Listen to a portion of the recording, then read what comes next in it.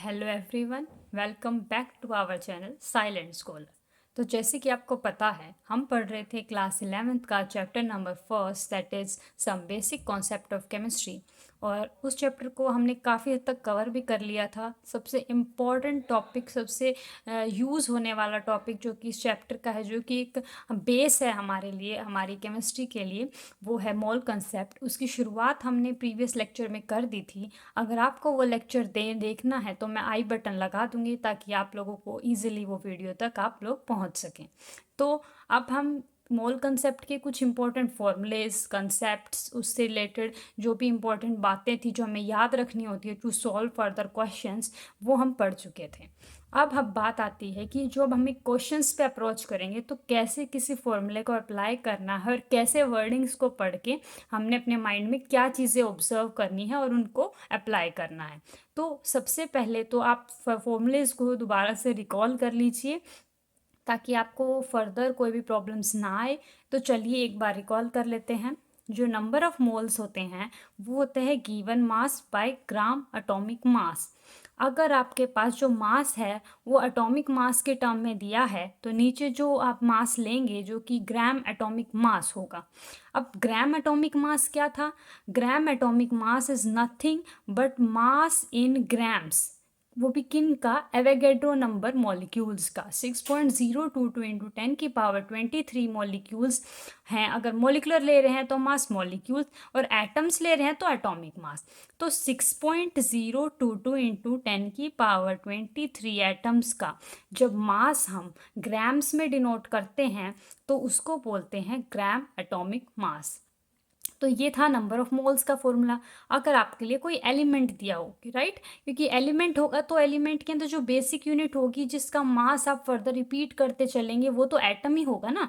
तो जब एलिमेंट्स आएंगे तो एटॉमिक मास दिया होगा ऑटोमेटिकली, आप समझ जाएंगे आगे। और अगर मोलिकुलर मास है कि कोई कंपाउंड दिया है तो given mass by gram molecular mass, same as it is. Gram molecular mass भी क्या है? मास कितने मॉलिक्यूल्स का? एवोगैड्रो नंबर मॉलिक्यूल्स का। दैट मीन्स 6.022 इंटू 10⁻23 मॉलिक्यूल्स का हमारे पास मास, और वो भी किसके अंदर? ग्राम्स के अंदर, राइट। अगर आपके पास गैसेस मॉलिक्यूल हैं तो क्या करेंगे हम? अब हमें पता है कि गैसेस मॉलिक्यूल्स में हमने एक फंडा जो कि इम्पोर्टेंट है, जो कि हमने पढ़ा था, वो क्या था कि 1 मोल ऑफ एनी गैस, कि कोई भी गैस जो है एसटीपी पे, आप हमेशा याद रखेंगे एट एसटीपी, कोई भी गैस एसटीपी पे 22.4 लीटर गैस को ऑक्यूपाई करती है। इतना वॉल्यूम हमारे पास वो गैस क्या करती है? ऑक्यूपाई करती है, वॉल्यूम ऑक्यूपाई करती है। तो जो टोटल वॉल्यूम जो ऑक्यूपाई कर सकती है मैक्स टू मैक्स, वो क्या है? 22.4 लीटर्स।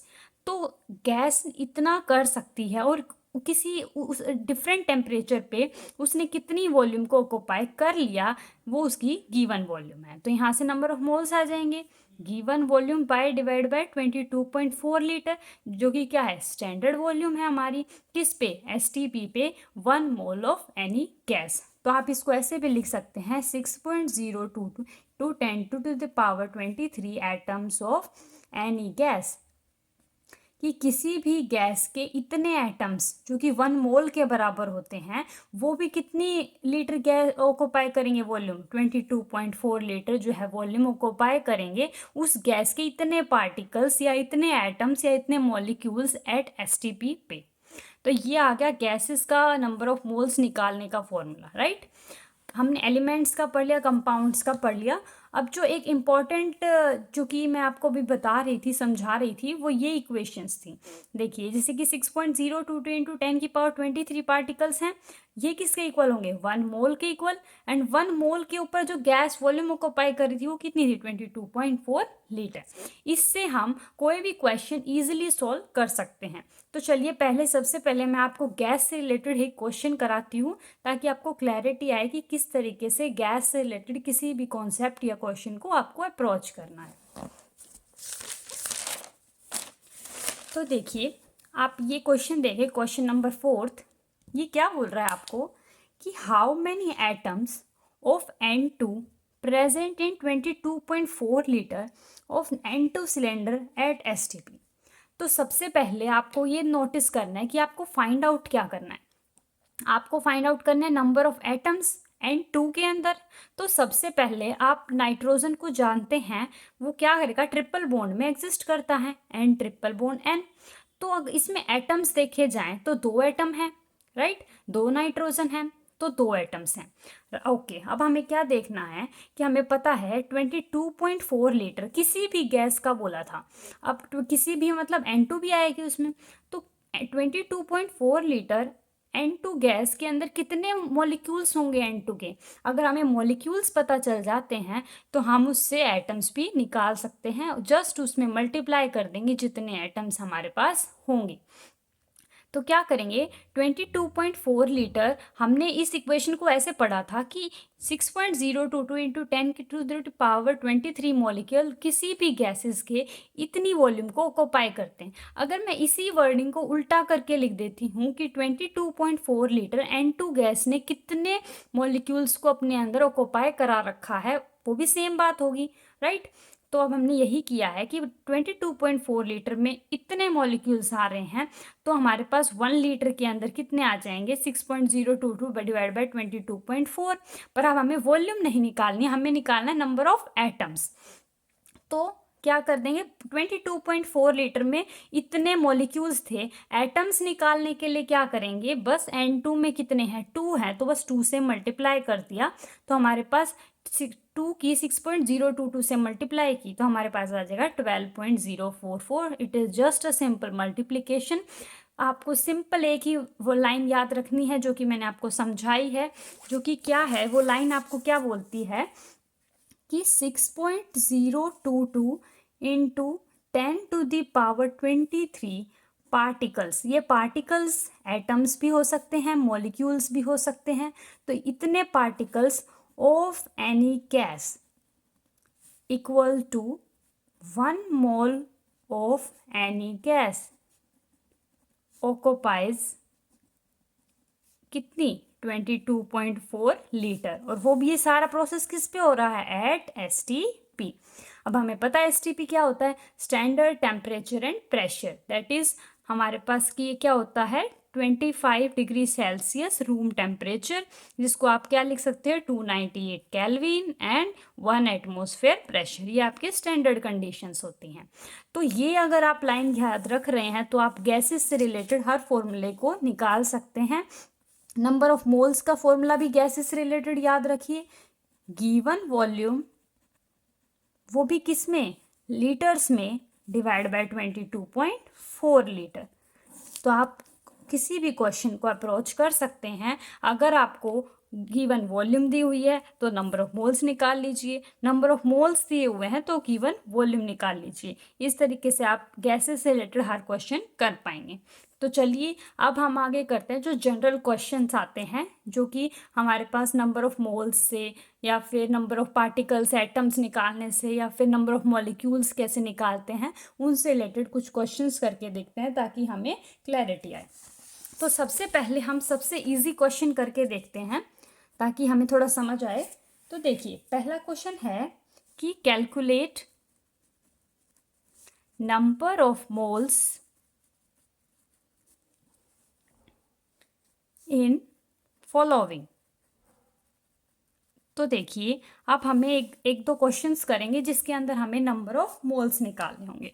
तो इसका फर्स्ट पार्ट है 7.85, क्या है, 7.85 ग्राम ऑफ आयरन, कि आप 7.85 ग्राम लीजिए आयरन का और इसके अंदर बताइए कितने नंबर ऑफ मोल्स एग्जिस्ट कर रहे हैं। तो मैंने आपको नंबर ऑफ मोल्स निकालने का फॉर्मूला बताया था। ये क्या है, एक पहली बात तो क्या है, एक एलिमेंट है। तो एलिमेंट का given mass divide by gram atomic मास। क्यों, क्योंकि ये एक एलिमेंट है। अगर एक कंपाउंड होता तो हम क्या लेते, ग्राम मोलिकुलर मास। तो अब देखिए जो गिवन मास है that is in given in grams, तो हम क्या लिख देंगे 7.85 ग्राम। अब जो ग्राम एटॉमिक मास है आयरन का, ये हमें पता है वो होता है 56 ग्राम्स। अगर वैसे तो आपको क्वेश्चन में मोस्टली टाइम गिवन होगा, पर कुछ ऐसे हैं जो कि आपको याद कर लेने चाहिए। इसका एग्जैक्ट जो मोलिकुलर मास होता है वो होता है 55.8 ग्राम, पर हमने अपनी ईजीनेस फॉर फर्दर कैलकुलेशन के लिए उसको 56 ग्राम के नियर अबाउट कंसीडर कर लिया है। अब देखिए हम इसको यहाँ पुट कर देते हैं, आपको की क्वेश्चन में ये गिवन होगा। आगे देखिए हमारे पास अगर हम इसको 56 ग्राम्स ले लेते हैं तो इसकी फर्दर कैलकुलेशंस करेंगे ऑन डिवाइडिंग, तो आपके पास आंसर आएगा 0.141 मोल। तो ये आपके पास आ गए नंबर ऑफ मोल्स। अब एक बात हमेशा याद रखिए, अब आपको कैलकुलेशन में अगर प्रॉब्लम आ रही है तो आप इसमें राउंडिंग ऑफ का कॉन्सेप्ट यूज़ कीजिए। जस्ट लाइक दैट कि मैंने आपको बोला था अगर मैं इसको राउंड ऑफ करना चाहती हूँ अप टू 2 सिग्निफिकेंट फिगर्स तक, तो मैं क्या देखती हूँ 1 2 सिग्निफिकेंट फिगर। जो थर्ड नंबर है वो 5 है। अब 5 से नेक्स्ट देखिए इवन है या ओड है। इवन है तो हम क्या करते हैं और ओड है तो क्या करते हैं। इवन होता है तो हम इसको चेंज नहीं करते हैं नंबर को, और ओड होता है तो हम इसको एक इंक्रीज कर देते हैं। तो हमारे पास आ जाएगा 7.8 as it is divide by 56। अब हम क्या करेंगे, पॉइंट को रिमूव करेंगे। 78/56 इंटू 10। अब आप इसको नॉर्मल जस्ट कैलकुलेशन सॉल्व कीजिए ताकि आपका आंसर आ जाए 0.141। तो इस तरीके से आप अपनी कैलकुलेशंस को शॉर्ट कर सकते हैं और एक्यूरेट भी कर सकते हैं। आगे देखिए हमारे पास इसका इसी क्वेश्चन का बी पार्ट है, ताकि आपको क्लैरिटी आए कि नंबर ऑफ मोल्स निकालने कैसे हैं। तो देखिए ये हमारे पास है 4.68 milligram of silicon. Silicon atomic number 14, right. आप सबको पता होगा, आप सबको इसका मास नंबर भी याद होना चाहिए 20.1। अब इसको हम अप्रोक्सीमेटली 28 ग्राम्स लिख लेते हैं। मैंने आपको लेक्चर में बताया है अभी जब हम ये सीरीज़ पढ़ रहे थे कि जिन भी हमारे पास एलिमेंट्स का एटॉमिक नंबर इवन होता है तो उसको मास नंबर निकालने के लिए जस्ट उसका डबल कर देते हैं अगर ये इवन है तो, ओड होता है तो डबल प्लस 1 कर देते हैं। अब इसका दुगना कर देंगे तो 28 ग्राम आ जाएगा हमारे पास आ गया। ये कैसा मास है, ये है ग्राम एटॉमिक मास। क्यों, क्योंकि ये हमारे पास इस एटम का मास है दैट इज इन ग्राम्स। तो अब हमारे पास ये मास कैसा है, ये मास गिवन मास है जो कि दिया हुआ है। इतने ग्राम सिलिकॉन का मास दिया हुआ है। सिलिकॉन का जो एग्जैक्ट मास है वो तो 28 ग्राम्स ही है, राइट। तो जो नंबर ऑफ मोल्स होंगे सेम यही फॉर्मूला लगाएंगे हम, given mass by gram atomic मास, जो कि हमारे पास क्या आ जाएगा 4.68 अपॉन 28 ग्राम्स। ग्राम्स से ग्राम्स कैंसिल हो जाएगा, इसीलिए जो नंबर ऑफ मोल्स हैं वो यूनिटलेस क्वांटिटी आएगी, सिर्फ एक नंबर आएगा। ठीक है, इसे चलिए सोल्व करते हैं। अब देखिए इसको भी ऐसे ही राउंडिंग ऑफ करके जो हमारे पास कैलकुलेशन उसको शॉर्ट करने की कोशिश करते हैं। अप टू 2 सिग्निफिकेंट फिगर्स लीजिए। इसके बाद नेक्स्ट नंबर जो है वो 8 है, ग्रेटर देन 5 है, तो उससे आगे वाले नंबर को 1 प्लस कर दीजिए। तो हमारे पास क्या आ जाएगा 4.7 डिवाइड बाय 28। इसको कैसे सॉल्व करेंगे हम, पॉइंट को रिमूव कीजिए, 28 इंटू 10। तो अब हमें ये पता चल गया है। अब इसको जस्ट सिंपल कैलकुलेशन से हम सॉल्व करेंगे और हमारा आंसर आ जाएगा 1.66 इंटू 10⁻⁻4 मोल, राइट। तो ये हमारा आंसर आ चुका है 1.66 इंटू 10⁻⁻4 मोल। तो आई थिंक अब आपको समझ आ गया होगा कि किस तरीके से हमारे पास नंबर ऑफ मोल्स का कॉन्सेप्ट चलता है, कैसे गिवन मास को हम पहचान सकते हैं, कैसे हम मोलिकुलर मास लेते हैं जिसको हम क्या बोल रहे हैं, उसको ग्राम एटॉमिक मास बोल रहे हैं ना। तो चलिए इससे रिलेटेड ही एक क्वेश्चन करते हैं। देखिए ये क्वेश्चन क्या है, 1 एटम ऑफ एन एलिमेंट जिसका वेट इतना है 6.643 into 10⁻⁻23 grams, now number of moles in 20 kilogram is. तो अब आप देखिए आप क्या समझ पा रहे हैं यहाँ से कि उसको वेट करने से इतना हमें वेट ऑब्जर्व हो रहा है और हमें नंबर ऑफ मोल्स निकालने हैं इन 20 ग्राम्स के अंदर। तो यहाँ आपको ये आइडेंटिफाई करना ज़रूरी है कि गिवन मास क्या है और मोलिकुलर मास क्या है। ग्राम वाला जो आपको चाहिए ना, कोई एलिमेंट है तो आपको क्या चाहिए, आपको चाहिए ग्राम एटॉमिक मास, और एक आपको चाहिए क्या, गिवन मास। और दोनों किस में चाहिए आपको, ग्राम्स में चाहिए, तभी तो यूनिट कैंसिल आउट होगी। पर यहाँ आप नोट क्या कर रहे हैं, एक वेट तो किलोग्राम में है और एक ग्राम में है, तो दोनों को या तो ग्राम में करो या तो दोनों को किलोग्राम्स में करो। पर जैसा हमें पता है ग्राम एटॉमिक मास क्या होता है, एटॉमिक मास कितने मॉलिक्यूल्स का, एवोगैड्रो नंबर मॉलिक्यूल्स का या एटम्स का, वो भी ग्राम्स के अंदर। तो आप इसको तो ग्राम्स में नहीं, किलोग्राम्स में नहीं बदल सकते, तो आपको जो मास गिवन मास है इन दोनों में से उसको भी ग्राम में कन्वर्ट करना पड़ेगा। तो यहाँ क्या बोला है, किसी एटम को आपने वेइंग मशीन एनालिटिकल बैलेंस पे रखा तो उसका वेट कितना आया, 6.643 इंटू 10⁻⁻23 ग्राम्स। तो यहाँ जो हमारा ग्राम एटॉमिक मास है वो क्या है, 6.643 इंटू 10⁻⁻23 ग्राम्स। पर क्या ये ग्राम एटॉमिक मास है या उसका एटॉमिक मास है, ये उसका एटॉमिक मास है, ना कि ग्राम एटॉमिक मास। क्योंकि अगर ये इसका ग्राम एटॉमिक मास होता तो वो बोलता कि वो कितने एटम्स का है, 6.022 इंटू 10⁻23 का। यहाँ उसने बोला एक एटम का मास। लाइन को ध्यान से पढ़िए, एक एटम का मास हमारे पास इतना दिया है, तो उसको वे तो कर लिया हमने, पर वो सिर्फ एक एलिमेंट का है, एक एटम का है, ना कि 6.022 का। अगर वो 6.022 का होता तो ग्राम एटॉमिक मास होता। तो चलिए आप मुझे एक बात बताइए, अगर आपको एक एप्पल का प्राइस पता है 4 रुपीज़ है, अगर मैं आपसे 4 एप्पल का प्राइस पूछूं तो क्या आप 4 इंटू 4 करके 16 रुपीज़ नहीं बता देंगे, राइट? ये यूनिटरी मेथड है जो कि सबको पता है। सेम मेथड हमें यहाँ लगाना है। कैसे लगाएंगे, देखिए, जो ग्राम एटॉमिक मास है वो 6.022 इंटू 10⁻23 एटम्स का होता है। हमें एक एटम का मास पता है कितना है, 6.643 इंटू 10⁻⁻23 ग्राम्स। तो आपके पास 6.22 इंटू 10⁻23 एटम्स का मास कितना होगा, जस्ट इसको मल्टीप्लाई कर देंगे, 6.022 इंटू 10⁻⁻23 इंटू 10⁻23। तो एक पावर प्लस में है और एक माइनस में है, ये आपस में कैंसिल आउट हो जाएंगे। कैसे कैंसिल आउट हुई, एक है माइनस का 23, एक है प्लस का 23, माइनस प्लस कट जाते हैं और किसी भी चीज़ की पावर 0 क्या होता है, 1। तो अब हमें सिंपल इसको जस्ट मल्टीप्लाई करना है, तो हमारे पास इतने एटम्स का मास आ जाएगा, वो भी ग्राम्स में के अंदर। और हमें पता है इतने एटम्स का मास ग्राम के अंदर क्या होता है, ग्राम एटॉमिक मास। और आपको गिवन मास तो दिया ही हुआ है, तो इससे हम नंबर ऑफ मोल्स काफ़ी इजीली निकाल लेते हैं। तो देखिए इसका सॉल्यूशन देखते हैं। तो देखिए इसका सॉल्यूशन कुछ इस तरह है कि हमारे पास मास गिवन दिया है 20 kilograms, that is 20 into 10⁻³ grams. Gram atomic मास हमने निकाल लिया एवोगैड्रो नंबर से इसको मल्टीप्लाई करके।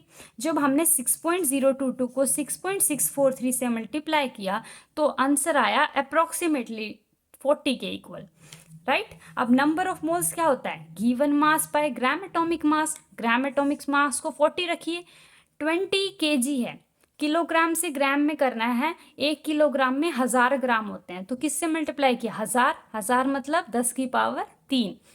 यही किया हमने, 20 इंटू 10⁻³ डिवाइड बाय 40, 21 जा 20, 22 जा 40। अब इसको फर्दर सोल्व किया तो हमारे पास आंसर आ गया 500। That means number of moles कितने आ गए, 500।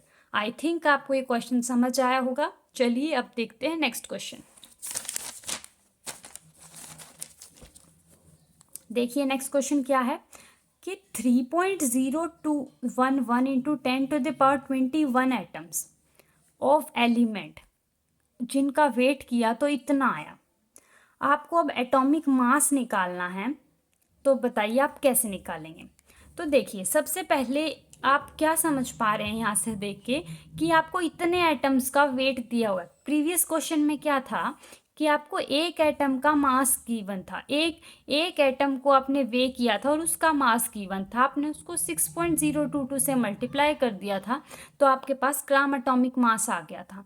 पर यहाँ आपको एटॉमिक मास निकालना है, तो देखिए आपको निकालना क्या है, आपको वो मास निकालना है जो कि आपको ग्राम एटॉमिक की टर्म्स में हो। तो आपको पता है ग्राम एटॉमिक मास क्या होता है, atomic mass into Avogadro number, है ना। एक एटम का जो मास होता है उसी को तो एटॉमिक मास बोलते हैं। तो एटॉमिक मास को जब एवोगैड्रो नंबर से मल्टीप्लाई कर देते हैं तो ग्राम एटॉमिक मास हो जाता है ना। तो हमें इस कैलकुलेशन में से Na तो पता है 6.022 इंटू 10⁻23 होता है, इसको निकालना है। और हमारे पास फॉर्मूला क्या होता है आपको पता है, number of moles equals to mass given divide by gram atomic mass. Mass given कितना है आपके पास 1.15 ग्राम्स, राइट। क्योंकि ये मास हमें गिवन है, दिया गया है, इसको हमने क्या मान लिया, गिवन मास मान लिया है। अब हमें नंबर ऑफ मोल्स निकालने हैं। अब नंबर ऑफ मोल्स कैसे आएंगे, क्योंकि हमें तो ग्राम एटॉमिक मास भी नहीं पता। तो अब इसको निकालते हैं by using these atom given से।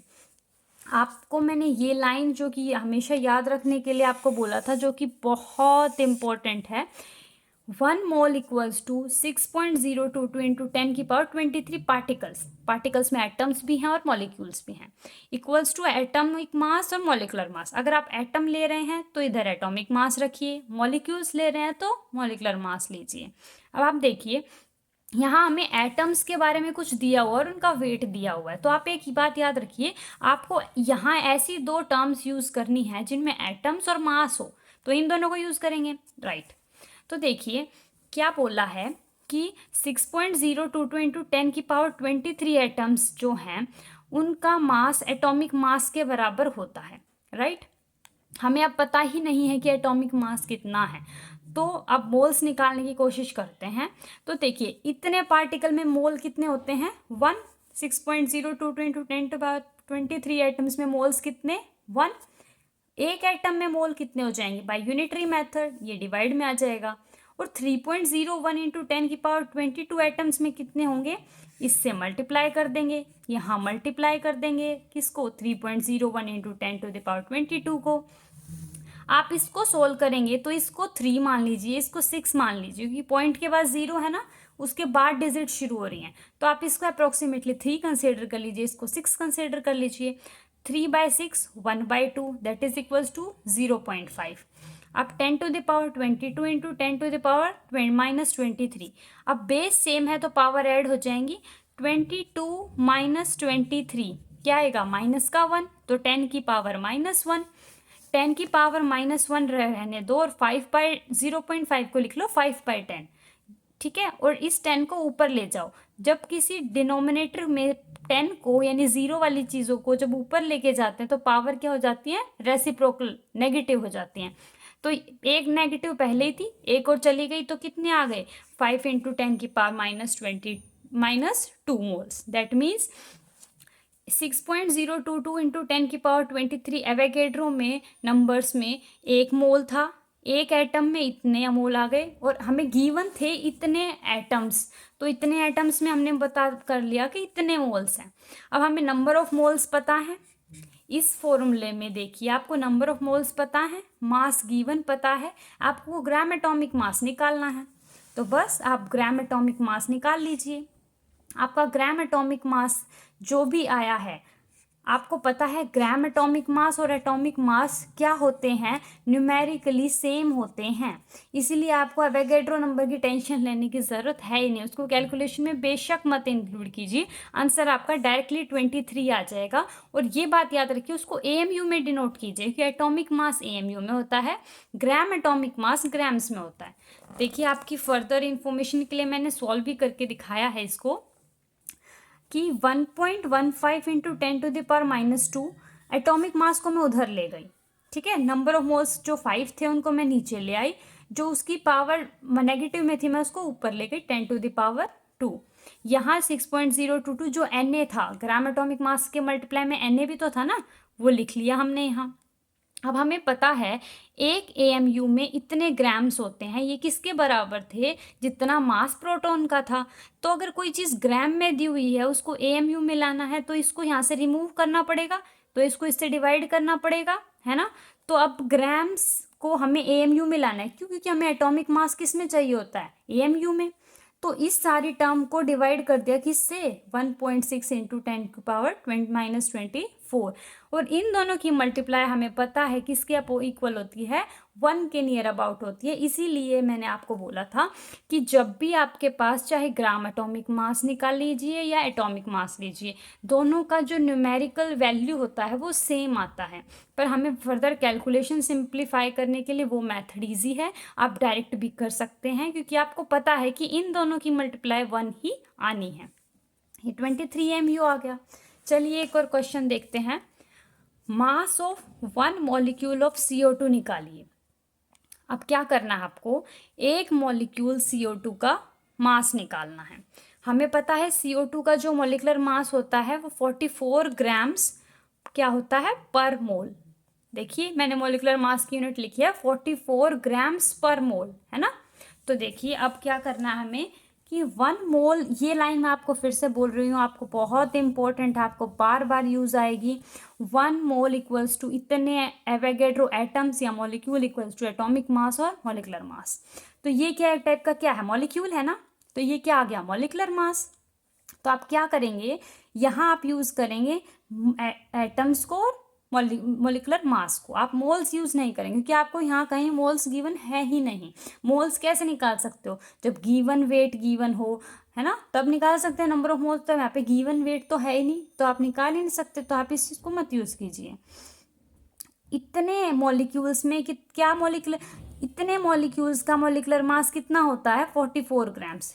यानी कि इतने मॉलिक्यूल्स को जब अगर आप वेइंग मशीन पे रखोगे तो 44 ग्राम वे करेंगे वो, और एक मॉलिक्यूल का निकालेंगे तो यूनिटरी मेथड से डिवाइड कर दीजिए।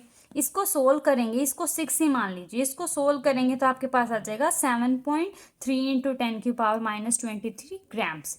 तो क्या है, मास हमें एक ही तो मॉलिक्यूल का निकालना था, तो आ गया हमारे पास। ऐसे अगर वो बोले कि 7 मॉलिक्यूल्स का निकालिए, 5 मॉलिक्यूल्स का निकालिए, तो आप बस इस 7.3 को बस 5 से, 7 से, 3 से, 3.1 से, किसी से भी मल्टीप्लाई कर सकते हैं और आंसर निकाल सकते हैं।